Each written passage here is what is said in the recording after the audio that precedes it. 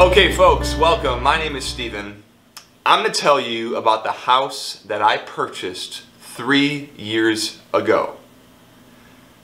The house was purchased in late 2019 for $205,000. It's a single family house.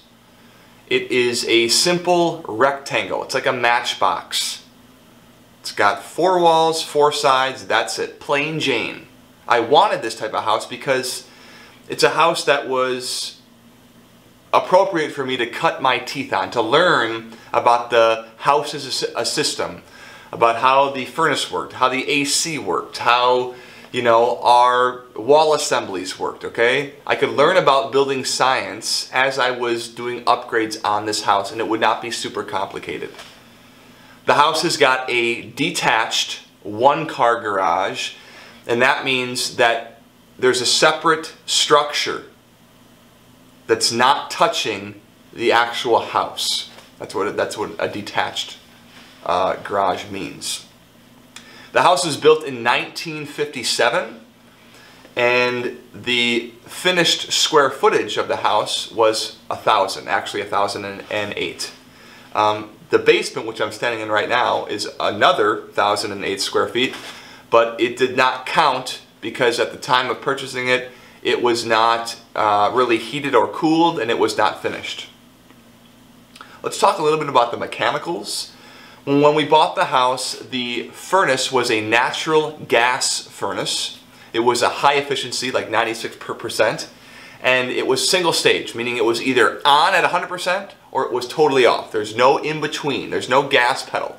Either pedal to the floor or pedal off, all right? Which is an uncomfortable way to heat your house, and we'll get to that later. But the output of the furnace was in 80,000 heat units. They're called BTUs, okay?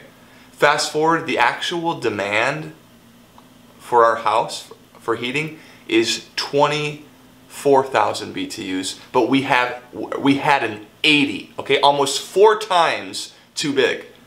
Next, we had a 2-ton air conditioner. That was a single-stage air conditioner that was retrofitted onto the house when we had purchased it. And for water heating, we had a 55-gallon electric resistance water heater.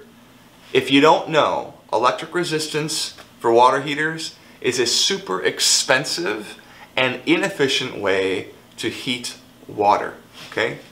When we purchased our house, there was no insulation in the exterior walls. Meaning if you punched a hole through the drywall in one of the bedrooms, there was going to be a 3.5-inch air gap between the drywall and the exterior, sheathing, okay? It was empty. You could stick your head down in there, spit and go down to the bottom. No insulation in the exterior walls.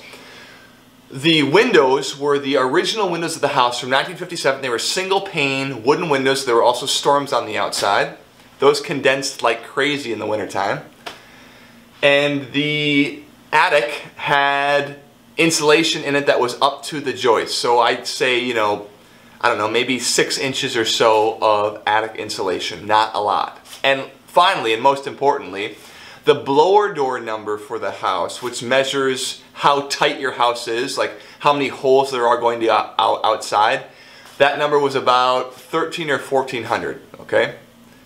In the next video, I'll talk about all the upgrades that I did to the house.